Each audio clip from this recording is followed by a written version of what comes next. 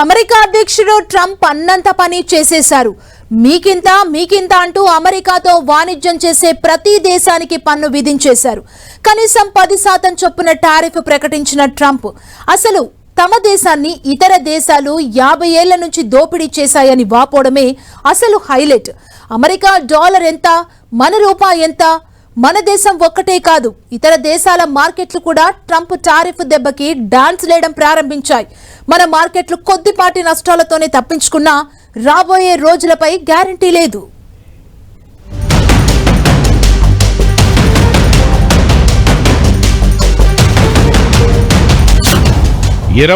కాదు 27%.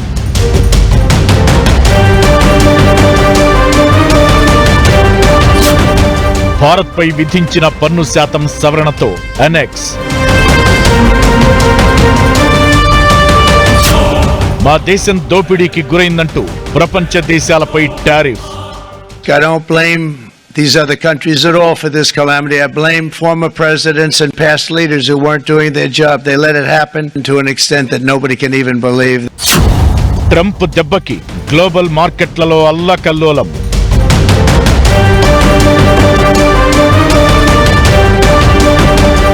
అమెరికా అధ్యక్షుడు Donald Trump మరోసారి కొరడా జలిపించారు.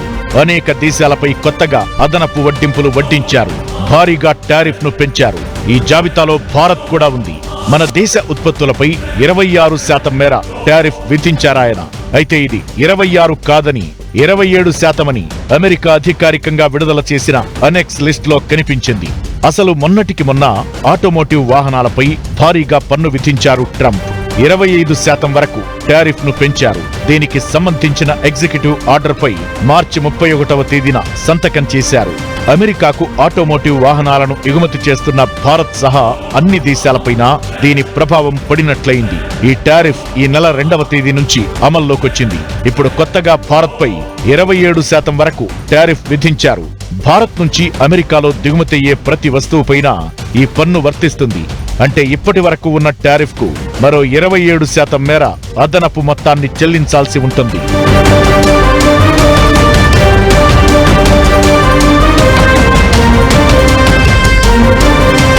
ట్రంప్ వేసిన ఈ తప్పెట దెబ్బకి గ్లోబల్ స్టాక్ మార్కెట్లు మెల్ట్ అయ్యాయి.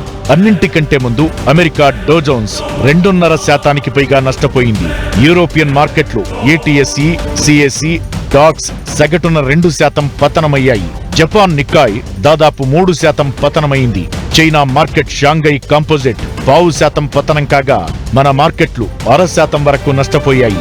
చైనా కరెన్సీ యువాన్ 7 వారాల కనిష్టానికి పడిపోయింది. అమెరికా అధ్యక్షుడు చెప్పిన మాటలు మరీ విడ్డూరంగా ఉన్నాయి. గత 50 ఏళ్లుగా అమెరికాని ప్రపంచ దేశాలు దోచుకున్నాయంటూ చెప్పడమే హైలైట్.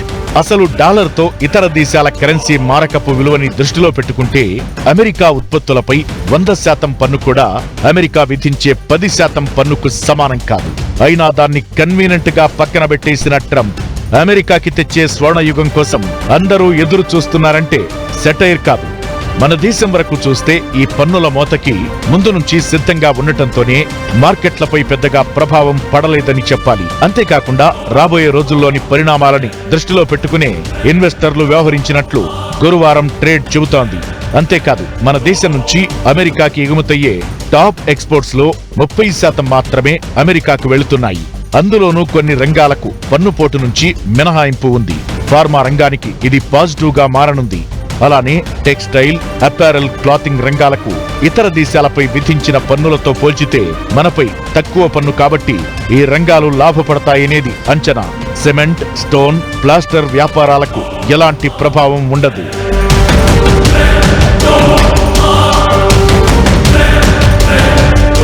భారత్ అమెరికాల మధ్య 2023లో వస్తువులు, సేవల ద్వైపాక్షిక వాణిజ్యం $190.08 బిలియన్ చేరుకుంది.